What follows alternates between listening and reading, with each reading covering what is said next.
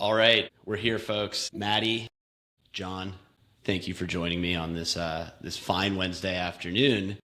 This is a particularly fun one because we've had a little secret internally over here at Somble for a little while now, and we're excited to announce it publicly. So, Maddie, welcome to the Somble team. Thank you. Yeah. Let's go. Woo! And the crowd goes wild. I know. Guess we'll probably have to explain to people what that actually means. Yeah. But yeah, Maddie, thank you for joining us both on this pseudo podcast and as part of the Somble team now. The Not Podcast that is quickly becoming a podcast. I think you guys need to realize that these are, Could be. I've loved watching them and I'm now excited to be a part of one. And y'all know I can talk to a brick wall for about an hour. So Well, luckily you get me and John instead. So I'm pretty much a brick wall, so we're good. Very personable brick wall. Yes. But yeah, Maddie, just to get into it immediately, like, you want to give a little bit of maybe your backstory and sure. tell the folks listening in of why you've teamed up with Somble and what we'll be doing together. Yeah. I'll keep it as high level as I can. I have gone through now years of trying to figure out where the right place is for me as a coach. And in that time, I realized I'm actually very passionate about the product side of things as well, and kind of pulling the two together, being the coach's voice and also sharing my experiences of what works well and what doesn't on the product side. And that's kind of the hat or many hats I'll be wearing with you guys now. It only took 2 years and $1 million of someone else's money to arrive to that decision or conclusion that I'm better suited as a team member than completely leading the team. And that is fine. We all need those experiences in our lives to figure out where we're supposed to be. So I feel like I've finally made it onto the team that I'm meant to be on. So thanks again for welcoming me with open arms and kind of reading my mind on what I wanted. Because, yeah, we're in it now.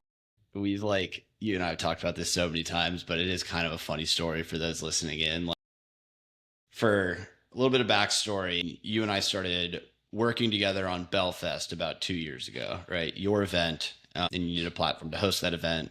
We did that. And all you knew about us at the time was that BellFest, or that we like Somble hosted events and didn't. And you're like, well, I do programs through the app that you were running, and you guys do events, so it's like no competition. I was like, well, actually, we kind of do programs also, but it's a big ocean, like we can both swim in it, so let's just be friends.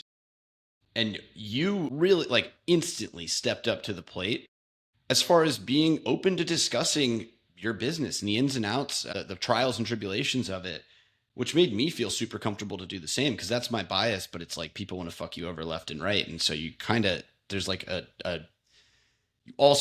I'm biased to want to talk and be open, but I'm also be a little bit hesitant sometimes. So yeah, I genuinely appreciated your openness right off the bat. And then okay, 2 years of working on this together's an overstatement. It's your thing. We were just kind of along for the ride a little bit. When you called with an opportunity, I was like that maybe Somble could help with. I was like, I don't know if we can really put time into that right now, but what if we could use your help with a bunch of stuff? And you were like, maybe.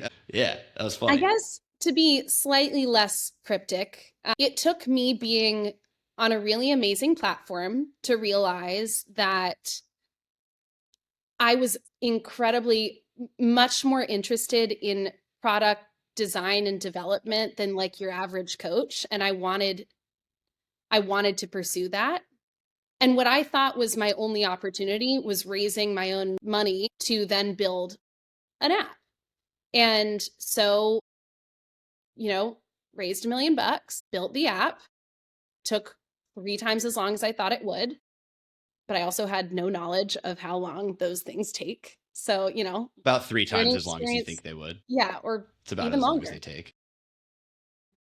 But all throughout that process, I realized I had all of this funky time in between, rolling new builds of the app on test flight and then pushing it to the app store. And I was like, what should I do with this time? I was like, I know, I'll build something that's 100% in my control which ended up being BellFest. So it was really just a distraction. But it ended up being this little rocket ship, which has been so fun to build. I mean, it's an amazing community. And that's how I got to know you. And, I would say one of the biggest green flags, which you have said a million times, is that we were open to talking with each other about the trials and tribulations of app building. It's not easy, but also I think even when things go badly, nothing's inherently just 100% good or bad. It's an experience that we're collecting, and we're getting better at our jobs and growing in our own expectations for,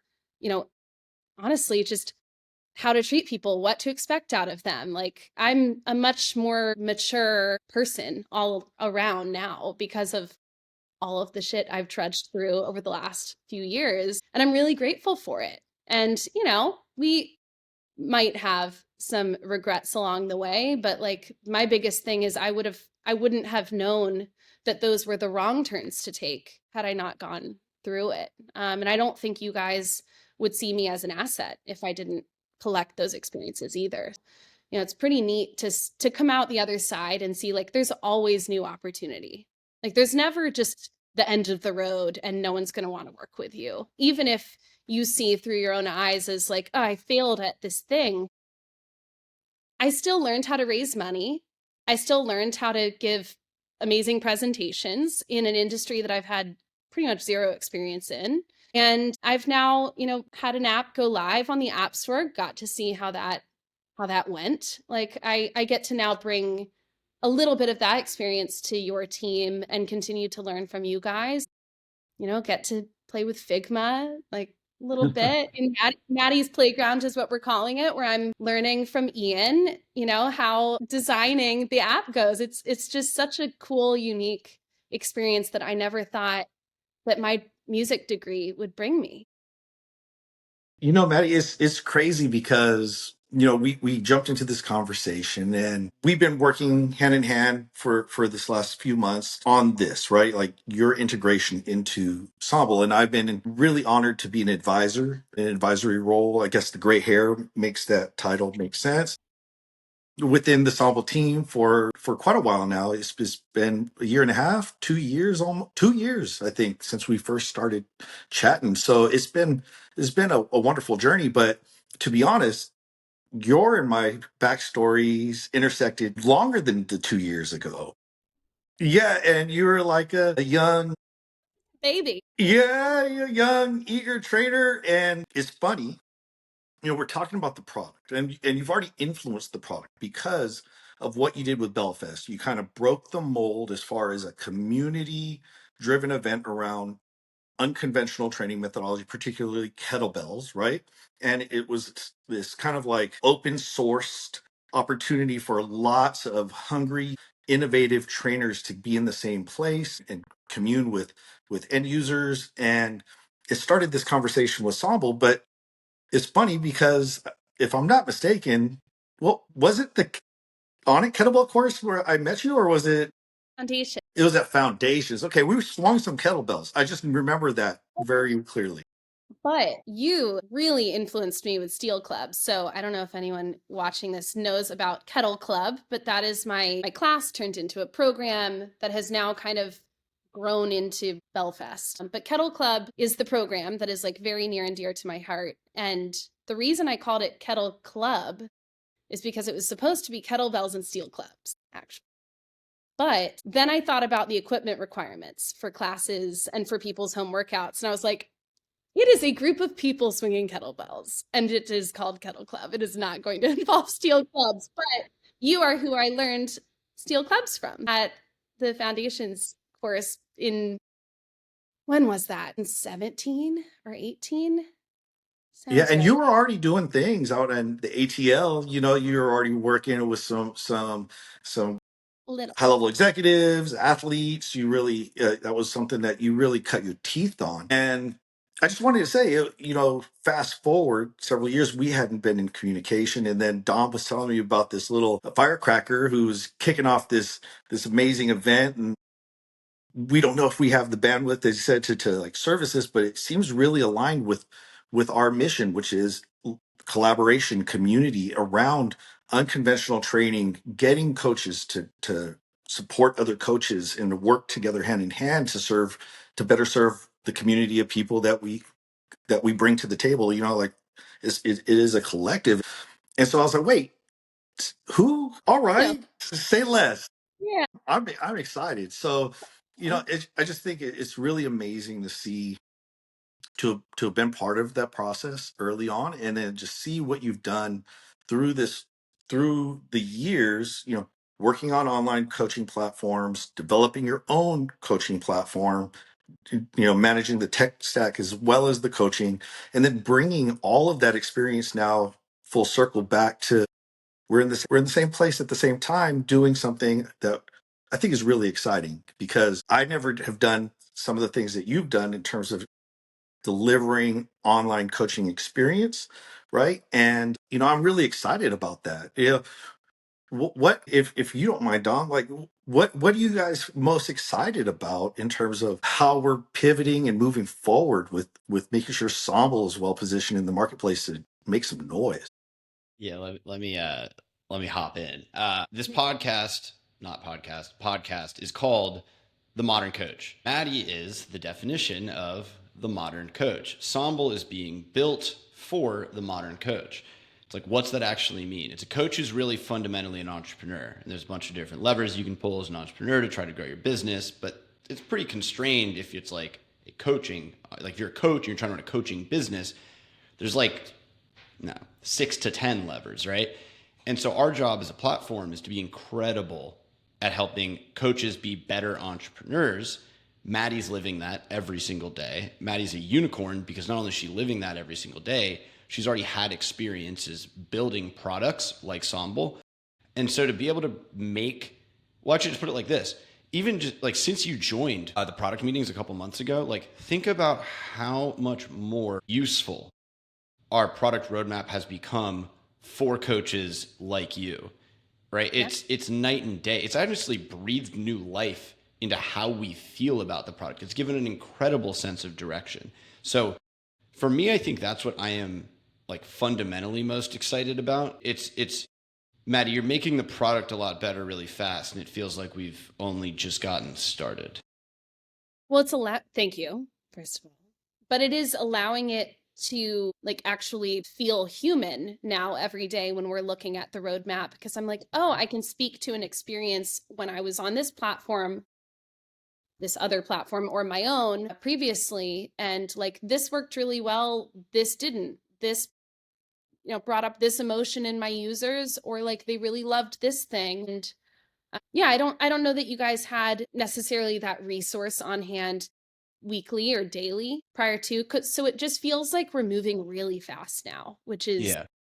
really neat. And again, like, huge thing that I appreciated about all of our discussions over the years is that we know that there will never be a single platform that is absolutely perfect for every single person out there, but you guys built wide enough to start that now we can go deep on a few of these things that are really just going to make this platform stand out beyond all of the rest, and serve so many different kinds of people. Because I don't need the same thing as some of my former coworkers who have 10,000 subscribers. I still love being on the gym floor and doing all of my personal training. I want a platform that can serve my to many programs to hundreds of subscribers, while also my high ticket clients that need the more in-depth custom program design, and not have to pick one or the other. I want to be able to do both.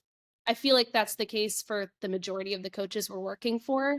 And it's just really nice that that's already how it's positioned. And now we can just kind of fine tune certain things to make it an even better user experience. I love something you said there. The coaches we're working for, right? I think that that's something that could have easily been glossed over. But the reality is, when we sit here and circle up, that's what we're thinking. We're like, hey, how can we help coaches impact more people? That's the thing about serving coaches, right? Because coaches serve more people. It's a lever that has a potentially amazing influence on the quality of life of a lot of people, because each one of those people, if they're more fulfilled, they go home and they're a better version of themselves, right? So, it's a lot of like warm and fuzzy feelings, but it happens through coaches. And that's something that Dom's always been very passionate about. We've talked about it quite a bit in these interviews, which is we serve coaches first. And I think that's a big differentiator for the mindset that we all bring to this team. And we're not just trying to shoot for big organizations or huge teams. We want the individual coach to shine first. If they're part of a team, we want to be able to integrate into that as well. But it's coach centric always. Yes. And that's another defining characteristic of Somble compared to other platforms is I don't think it was ever a question of who our ideal avatar or target demographic was. Like it was always coaches. It is also users, but by building it perfectly for the coach to serve their users in whatever way they want, whether it's through programs, one-to-one or one-to-many, whether it's personal training, streaming classes, it being turned to an on-demand library. I mean, not every user is going to want the same path to their workouts. So the fact that we can, and same for the coaches. So the fact that we can deliver all of these different ways for the coach to then tailor it to their people means we end up getting the users in the end as well. The coach is happy and give them a big enough playground to do it how they want, which is why people don't leave. Right. The Somble life cycle has been almost like it was backwards. John, I think, heard me go on this tirade last night, if I remember correctly. So bear with me, John. But like, in the beginning, like Somble's always been about trying to, like, if there's one end goal, like an obvious end goal, it's increasing access to incredible training. So it is actually like almost like a consumer first mindset. And you can see like what the kind of the mistakes we made early on spin out of that, because it's like, what do I mean by increasing access to incredible training? Well, I think incredible training comes from incredible coaches. How do you get coaches to impact more people in a way that's accessible for those people? You help them build really amazing one-to-many businesses. So like the first generation of Somble was this, like, it was all about the scale, right? It kind of looked like a marketplace. It was helping coaches run these like virtual only platforms in the context of a marketplace, because we were like, we want to show this to consumers and be like, look at these amazing coaches. And the problem was that was not aligned with what coaches needed to actually run their business every single day. And we've known that for a while, and we've been making changes accordingly. The platform's totally different than it was a couple of years ago. But I think it's really what we're getting into now, which both of your experiences honestly have informed tremendously. But just with the hours that you're putting in, mostly with Ian, which is great, because it means that I'm not the voice of the coach anymore in the room, which I shouldn't be, right? I'm like the customer support guy, if anything. Customer support. Yeah. But like that, it's like, what's that actually mean? It's like, okay, well, let's go. If you want coaches to run great one-to-many businesses so that they can deliver more impactful business, like they can impact more clients in the long run, and we can actually build the world we want, which is everybody knows where there's amazing independent coaching for them to go find. If we want to build that world of amazing one-to-many businesses, well, what does every coach who runs a great one-to-many business have first? They have a great one-to-one business. And what they're actually looking to do is run an amazing one-to-one business and scale that up. And we kind of skipped that step. And I think you going through at such a granular level of how your business runs, everything from the amazing high ticket clientele that you have one-on-one, all the way to like, a subscription based, programming offering. And then you have like one of the most interesting events, this very collaborative, hundreds of people, BellFest. Like, you don't want to be doing those things in different places. And that's a solvable tech problem. It's just a hard problem to solve. And to me, again, I'll say it's like what's most exciting to me is you're already helping us solve that problem 10 times faster than we were previously. Well, thank you. You're welcome. But it is kind of interesting to look at it that way, because you're right, there was not a platform before where I could serve all of my clients in the same place. Thank goodness I'm organized. Otherwise, it would have all fallen apart. But having my program subscriptions in one place and event ticket sales in another and personal training in another place, that's a lot to keep up with. And it's so necessary for trainers to diversify their work that way because, John, I'm sure you felt this at some point in your career, but when I was only doing personal training prior to 2020, I'd have 7 clients drop in the same week. And I'd lose half of my income just overnight. And that, even though I was doing well, it was just so uncertain and it felt like there was never going to be any stability in my work. And I mean, that's kind of what started to open my eyes to I need to expand digitally. And I don't think it was ever in pursuit of being off of the gym floor. I love training people in person. I love keeping my skills sharp and getting to know these people. They've become my best friends. You know, I love having a hand in the Atlanta fitness community. But I also really figured out who I was as a coach once. I feel like I can probably say their name. I had such an amazing experience like on their platform, but when I was with Ladder, they helped me open my eyes to the fact that there is the entire world to sell to. And I'm going to find those unique people who want to learn kettlebell flow and connect with me and have become like family online. And just being given the right opportunity at the right time to expand that program digitally. And I'm so grateful for it because it it made me realize I don't have to play by the rules that I thought were rules. Like turns out you can totally color outside of the lines. And that's when I mean, I became more confident as a coach. I remember being a little insecure baby trainer when I was doing the On It Foundations course, but going back there years later, it's like it almost looks like a different building to me. Like I'm not nervous walking in here because I know that there's no wrong way to do anything. Like this is kind of the mecca for drawing outside of the lines.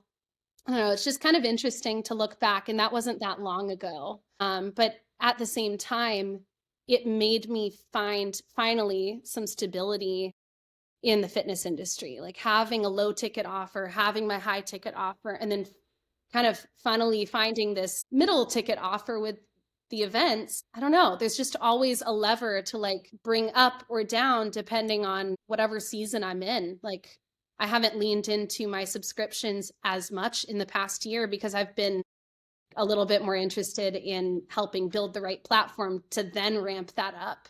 So that's what 2025 is going to look like for me. But because of that, I've leaned more into my personal training and my events. And I just think every coach needs to have that. It doesn't have to look exactly like that. But if you don't have a low ticket offer to shift people to either graduate them from their personal training of spending $1,000 a month to spending $200 a month and doing a check-in call with you or a session once a month or a week, whatever it looks like, you're probably leaving a lot on the table.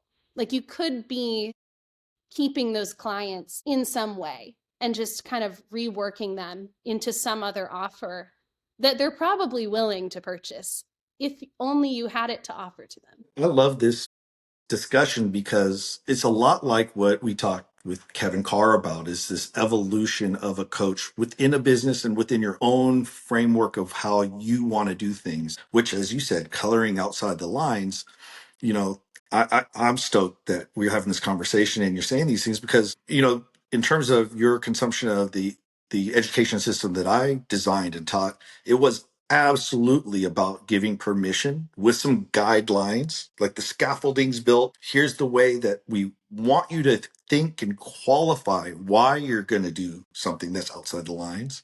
But there's no restraints to say you couldn't or shouldn't. In fact, that's where you're going to learn the most by challenging the norm, by doing it in a safe, sane, and progressive way, not only from a perspective of managing ROI for your clients, return on investment and risk of injury, but also as you challenge what you believe are the constraints of you and your business. And so I think that one of the things that a lot of times those of us that thrive in one-on-one environments, it's extremely intimate. And if you have a high level of empathy, a lot of times I might have something drawn up, but I see someone walk in and they're in their chest and they're stiff, and it's like, okay, wipe off the board and we're going to do what you need today. It has nothing to do with what was planned. And I think a lot of us, we're so used to pivoting in that way, and if we can attune to our clients and really just be able to deliver that, it's challenging in a really rewarding way, because it's a reflection of that interpersonal connection. But when you said like, hey, launching this and seeing like, okay, what's my ideal client avatar for a low ticket offering that scales? This is a completely different mindset. You have to narrow your focus, and you have to have your approach distilled into something that you can not only communicate the value of, but you have to put yourself in the shoes of a smaller pool of who you probably work with, and be able to resonate with them in a what was likely just a piece of the whole pie of what you might do locally, but be really passionate about it at the same time. It's a different challenge, but I think there's so much growth in it. I love even just the conversation at Kettleclub, and be like, same thing why we never made multi-tool home fitness programs, because it's like, okay, now you have twice as many things you have to buy just to start, right? You never want to have that many. It's a limiting Yeah. factor. Yeah. Yeah. No, I'm glad you mentioned that you have to narrow your scope when you make it a lower ticket offer that's going to reach many, because people might not know this about my training, but when I am training people one-on-one, we touch kettlebells, but it's mostly barbell work. So my personal training really doesn't look anything like my kettlebell programs, but that's okay. I think I, I was really excited to find that kind of corner of fitness, that people were really interested in learning kettlebell flow coming out of COVID. And at that point I had 7 years of training under my belt, not tons, but I'd done a lot of virtual training. So I can put into words what I want them to do with the bell. So it kind of worked well for a program format. And I think that's really the main reason why that program has done well, is because I've just found a way to like vocalize what I want my clients to do without physically being there in person with them. But I mean, to any of the new trainers out there that are watching this, you do not need to have a 300-person subscription program on day one or year one of your training. It takes time. Um, I I was much more focused on my personal training career for the first half of my career, and then started to get into group fitness and program as I got better at training, because I could more easily serve many people with, the coaching cues that I kind of figured out over the years that work well for the majority of people watching the video or sitting in a class with me. But a lot of times people try to go the opposite way, thinking that, a $30 a month subscription for a non-custom program is like the best thing to launch out of the gate. And sometimes it's not, like it just depends on what you are offering people, or what you have to offer to them, what type of training you do, who you have to sell to online. If you don't have 100,000 followers, you can't really expect to have 1,000 subscribers, but you also don't really need to.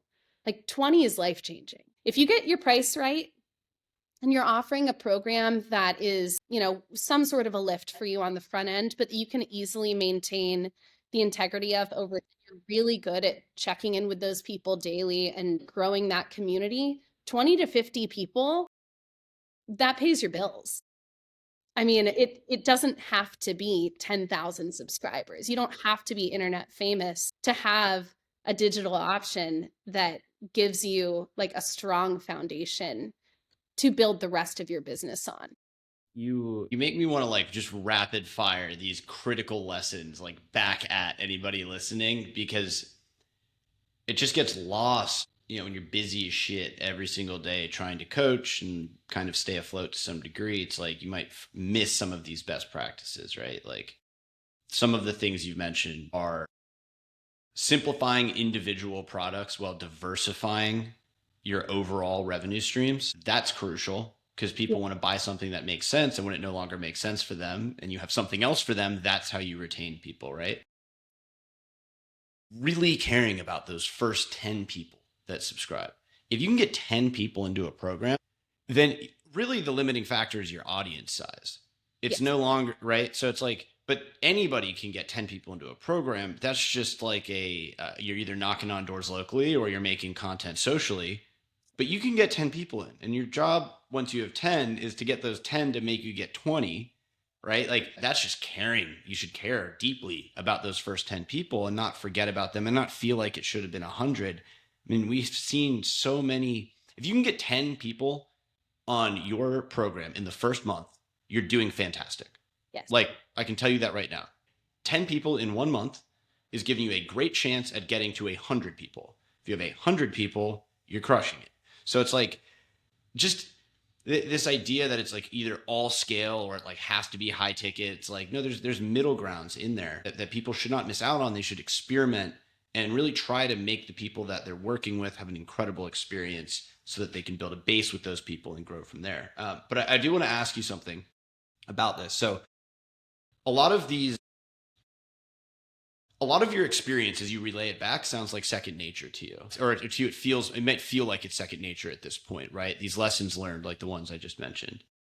What have been some of the biggest learning experiences that you've had that have taught you how to run a successful business? Well, definitely losing all of those clients like in a single week. That one was a shock. So that's a true story. Yeah, maybe dive into that a little bit. 7 clients over the course of 2 days. 7 has always been my lucky number. This doesn't feel very lucky. I know. I lost John, you cursed $7,000 a month in 2 days. Yeah, that was really scary. It was pretty shocking for me. I was already kind of feeling that pressure with personal training. Gosh, when was that? Probably 2017 or 18. So right around the time that I also visited on it for the first time. But I realized the confines of like the gym and the culture of that gym and my expectations for myself and also the ones that the gym owner and my coworkers were putting on me was not sustainable. Like something had to give. And I realized finally in 2020 when I left the facility that I had been working at for 4 years and also in tandem launched my program and launched my class and that whole community started to grow. I realized I needed to be less afraid of imposter syndrome, like less afraid of feeling it. I was not pushing myself because I didn't like that feeling, but it brought me back to being a musician. I guess this is another thing the internet doesn't really know is that I spent 20 years of my life playing music, getting a degree in music performance, just to not pursue it in the end because of injuries, but also because I didn't think I was good enough. Because coming in second place at my Juilliard audition meant I shouldn't have been pursuing this as my career if I wasn't the absolute best in the world, but instead second best. It's silly to think back on, but I was also a child and it pushed me in the direction of pursuing this as my career. And I definitely feel like I have ended up where I'm meant to be. It's like, oh my God, I'm going to ruin my fitness career too if I keep being this way. Like, it's okay to be the oddball. It was perfectly fine for me to be the pageant girl that's also a drummer. Like, there's nothing wrong with that. It's just different. And had I told that story, maybe in my auditions, it could have, I don't know if it would have played in my favor. Who knows? The internet probably would have liked it, but the internet wasn't really what it is now back in 2011. So I would say the biggest thing I've learned is do not be afraid to be different because there are definitely people that want that and need that. And if you find something that you're uniquely good at, you have to pursue it. I'm pretty sure it's your responsibility to do that. Otherwise, the world's like pretty boring. It's dawning on me it's like, all right, I'm going through this right now, trying to build Somble. It's like if there's something out there that you're doing and you don't like how it's going, you probably do need to change. Sure. But what you probably need to change is like whatever fake bullshit you're coming at everybody with and get back to being your true self, right? Oddball stealth. Whatever it is, right? Like it could be you want to be more honest. It could be that you want to be louder or quieter. Like there's truths within you that you learned. It's that inner child speaking up. Like if you're a, morally well-formed person, it's like you should let your freak flag fly at that point, and you should strip out all the stuff that's probably just like holding you back. So it's like, yeah, you should change if things aren't going well, but you should be getting rid of the bullshit and getting back to who you are at that point. 100%. I I mean, personally would love a live drumming performance by Madi coaching love Kettleclub coaching. at the Music same counts as time. wellness, Like, maybe. Yeah, we'll see if we can drum that up. I don't know. I don't know, but I think it could be a hit. That's all I'm saying. That would be I sign me up. I'll be the first person. I'll fly out to the ATL or wherever you at on that one. John, what are your hidden talents? Hugs. Hugs, dude. Come on, we Yeah. got more than that. You're you good at can't many you things. can't scale that digitally. That doesn't scale. Yeah, you're right. You're right. I mean, if we were talking about this, it's a funny thing. I remember I've never saw myself as creative. And yet, one of the things that came because I'm not artistically inclined. I've never taken up a musical instrument. I've never done anything that I would associate with that term of being creative. And fast forward, I was already on it. And I said that. And it was, and somebody like, she's become a dear friend, Jessica DePati. I think, yeah, you Yeah. met Jessica. Yeah, I met her. She like basically slapped me. She's like, "You are absolutely creative." And what I think my talent is contextualization, is communication of complex things in goofy storytelling, dad jokes that are very memorable. And making things that are complex very approachable and easy to consume in an educational format and in a way that hopefully challenges the people that I get the pleasure of working with to change the way they see themselves, to do what exactly Maddie said she's done through this process, which is if you're doing the work, you get out of your own way because you're too busy doing the work, right? But it's when you stop and think about yourself. It's the same thing with life, right? Once you start thinking about yourself, once you're hyper self-aware, you're no longer in the moment. You're no longer experiencing that moment in a way that's enriching. You're so busy thinking about, do I have a booger? Is my hair sticking up? Whatever the case is, do I forget to put deodorant on? Whatever it is, I don't know. It's different for all of us, but yeah, just that's always been the thing. I just realized I think we all stand on the shoulders of giants, right? And there's not a lot of things that like I just manifested out of thin air in terms of what I've been able to present, share, and teach other people. But it's just really been about you know being inspired by a lot of other people and being able to see where the puzzle pieces fit together in a unique way. So that's been coming to terms with the reality that that's a very creative process. Curation and the ability to provide a lot of information in simple and digestible formats. So that's kind of probably if I was to say one thing. And then attracting amazing people in my life that have no business thinking I'm cool, and then keeping them. Those were the two things that I've always been. That was the one thing I've always been most amazed at. Like, I get to hang out with all of these cool people and they like me. I don't know why, but I'm not going to argue. I get to hang out. Well, John, with both of those things, you're going out on a limb that a lot of people are not comfortable with taking that sort of risk, because there is also the other side of it that whatever you curate may not always work out. And the people that you get really close with might not always be there. But also, if you never take that risk in either of those ways, you'll have both no friends and no like anything that you've created. And I think that's kind of another thing that I've realized, that I definitely take risks, but in ways where I can always see a bird's eye perspective and stop myself and pivot before it gets really bad for me. Like I'm going through it right now with, the decision to shut down something that has my freaking name in it.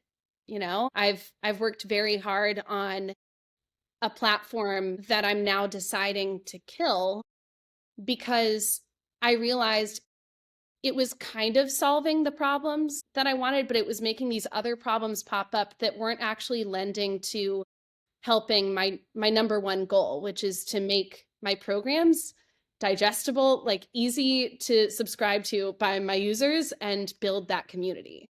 So if it's not actually fixing that problem, and the problems that I'm now faced with are like operational issues and fundraising and like all the things that I was not really trying to get into, then it's probably not the right direction for me to go. Like, I'd rather I Dom should have not, yeah, I was gonna say, like, and I shouldn't be in rooms telling people that this is how, like, this is how a coach should run their business on like a very granular level, because I don't have that as lived experience. I have it as the experience of speaking to thousands of coaches, but it's not lived experience. You have lived experience.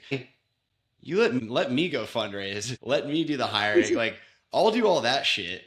You figure out how to make the thing that we're giving to everybody rock.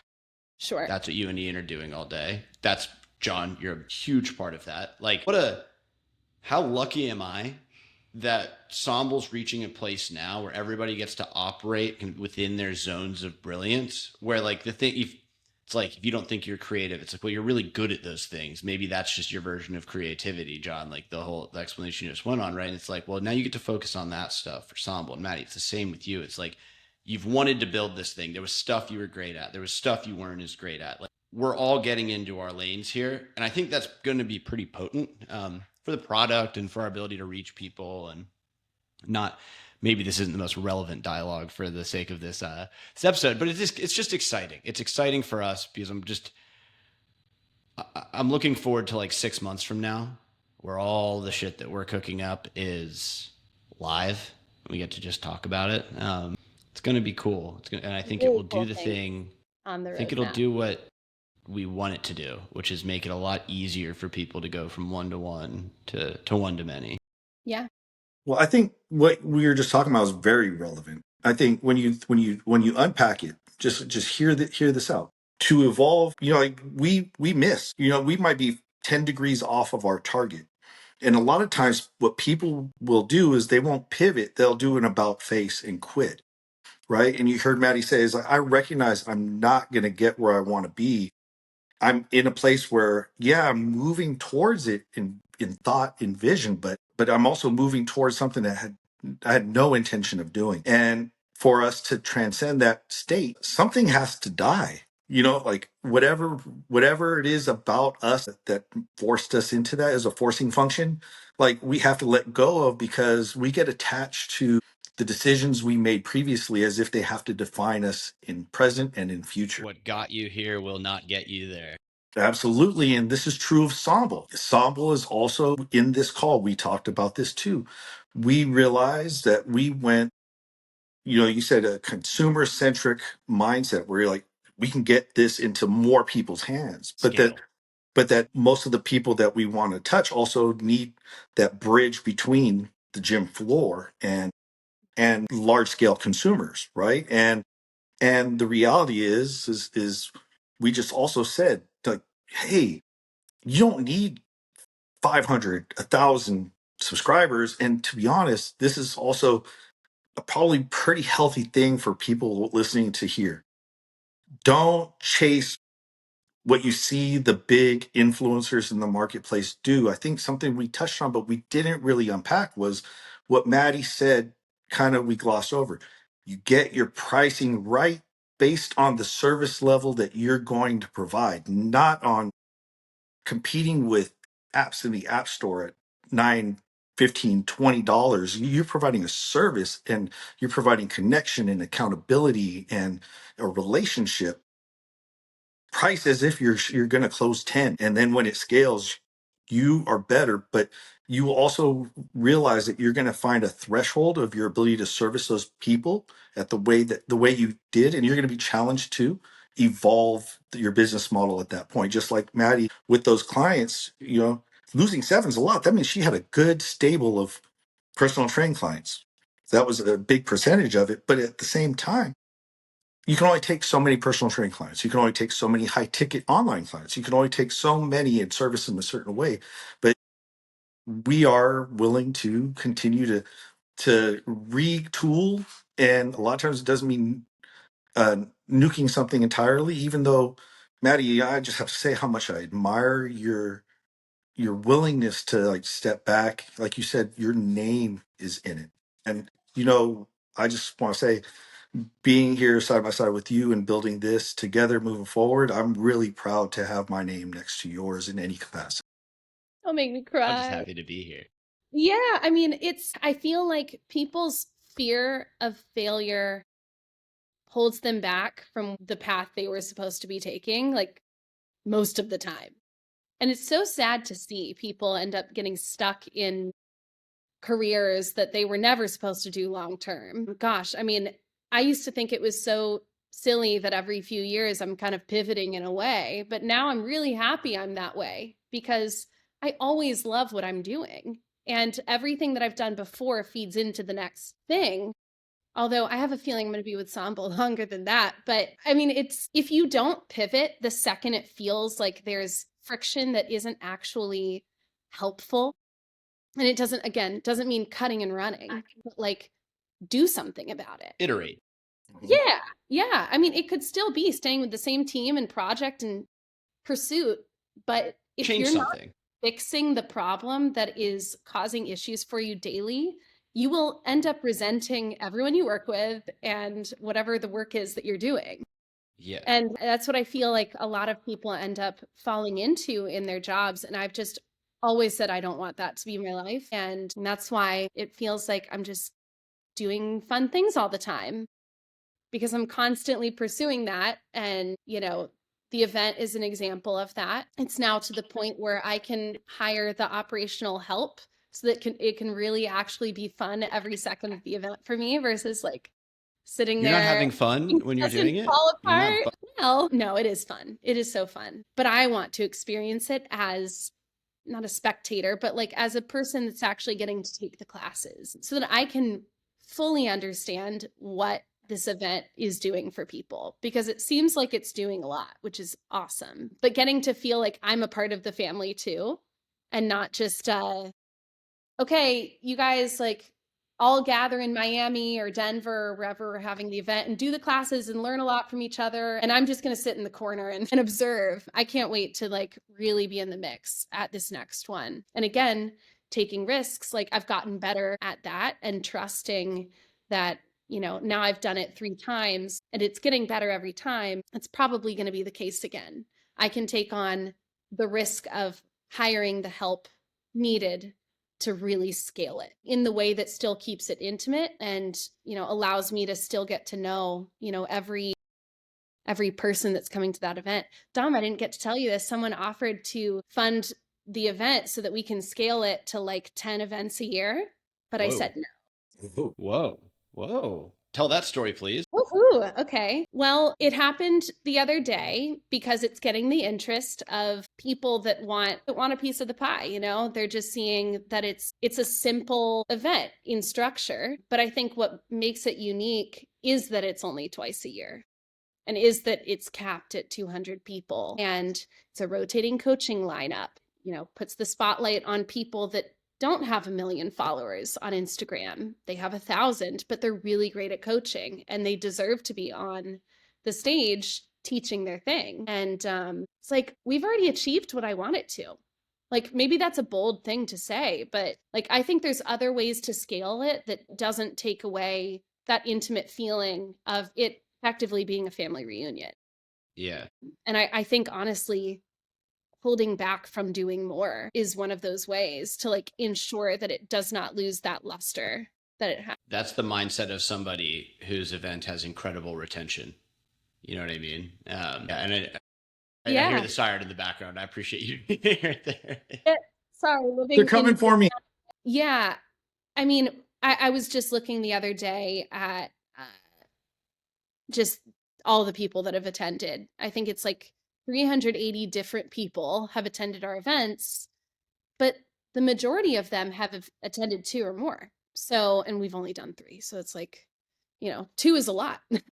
Yeah, people are flying in. You're getting both coaches and clients flying. The events are always in different cities around the country. It's Yes. not like it's in the same city. That's There much is more a impressive. small part of me that regrets always moving it to a different city, but I think it's also one of the really exciting, interesting things about it that it gets people visiting new cities. I mean, I talked I to the had so few much people. fun in Miami. Yeah. I had Yeah. so much fun. Same. Yeah. It was great. Even though there was a hurricane the week before, I Well, was a little it was a week nervous before. about that. But that's one of those things where the food could have not been delivered and we would have still had a great time. And I think that's a big thing I've learned about myself too, is to let go and let God. Just to like let go and let it be its own thing. Every event's going to be a little different and things are going to fall through the cracks for sure. There's no avoiding that. But at the end of the day, people are with their kettlebells and learning new things and meeting their heroes and making new friends. And that's all we could really ask for. I mean, it's also getting people on planes. That I talked to a few people that had never been on a plane before that came to the Atlanta event. Really? And then there were a few that just hadn't been on a trip since COVID, and it was 2023. So it's kind of interesting. I'm like, this is getting us out into the world and all meeting each other and becoming, real life friends. It's just cool that it's also wearing that hat. I wasn't expecting it to also be that. BellFest created some kettle fam. Yeah. Yeah. And you know what? I think, if I would say one message I have heard resonate throughout a lot of what you shared is that find depth and meaning in the process and recognize what could be sacrificed if you try to water it down. If you're not protective of it, if you're not nurturing this thing like you would a person, then it can really morph into something that you never intended it to be. And in those times, that's when, maybe you found yourself, like you also ever hear you say, like, seek, find, and stay in your zone of genius. You know what I mean? Like that's where your happy place is. And if you can, that's where you can bring the most value. So Sure. I love the underlying messages I've been picking up from what you share, Maddie. What would you share with a coach that's interested in walking your path? Where would they start? Mm. What lesson would you want to impart? I would say remembering that what it all boils down to is it's a very human experience that we're having, whether you're selling programs or classes or events. These are people that are choosing to fuck with you. I don't know if I can cuss You on can. this. Fuck yeah, you can. Yeah, I mean, people are choosing like to work with you and they're physically opening their phone to follow your program. That's pretty cool. So even if it's 9 people that are subscribed to your program, imagine 9 people standing in the room with you choosing to be here. I mean, it's just that makes it's just such a sobering experience when you realize these are human beings that are choosing you over everyone else in the world. You don't need 9,000 subscribers. 9 is just fine. 20 is even better. But like, having, I just patting yourself on the back for that, whether it's, 5 or 50 or 500 people that are training with you, just remembering that that's a huge accomplishment.